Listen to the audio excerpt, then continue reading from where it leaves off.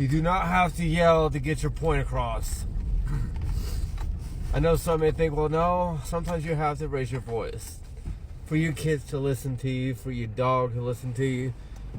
Do you really, though, need to raise your voice for that to happen? Or is that just a cop-out because you're not sure how to get your point across without raising your voice? Because, see, God doesn't raise his voice. Even when his anger is kindled, he still shows mercy, still shows kindness, speaks in an assertive, dominant, kind manner. So did Jesus, because they're one and the same. So if they can do it, and they're our perfect example, then we should be able to do it as well. And using this whole, oh, well, they don't listen unless I raise my voice, is just a cop-out. It's an excuse because you don't want to try a little harder and be a little bit kinder. You just give up. We just give up without really putting forth much effort.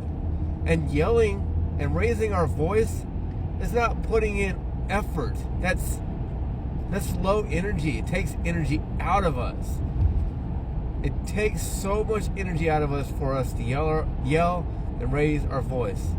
It doesn't take nearly as much energy to be kind and to be loving in the reality of it all.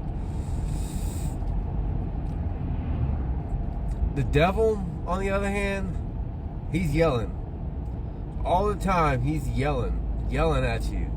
To do this, to do that. In your head, loud as can be, trying to drown out the voice of God, because God's not going to sit there and go at it with the devil and keep raising their voices. You know the type of people in our society that will raise their voice, raise their octave, get louder, get louder, get louder, so they can get their point across, so they can have their way, because that's what happens in our society. If people raise their voice, people get loud and loud and louder, then everyone else shuts up and they get their way.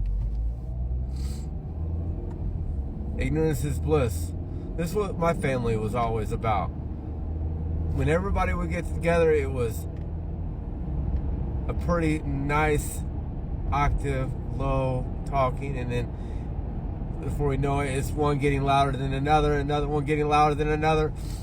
On top of that, they're drinking, starting to get belligerent. They're getting louder and louder and louder.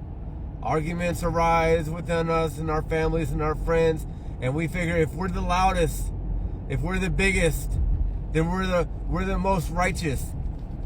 But that could be farther from the truth. Farther from the truth.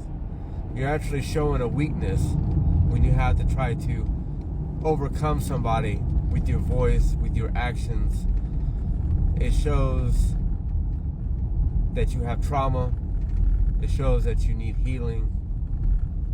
And may God's mercy pour over you. May his love pour over you. May you be healed. May you be blessed. And may you have the peace of Jesus Christ. Peace.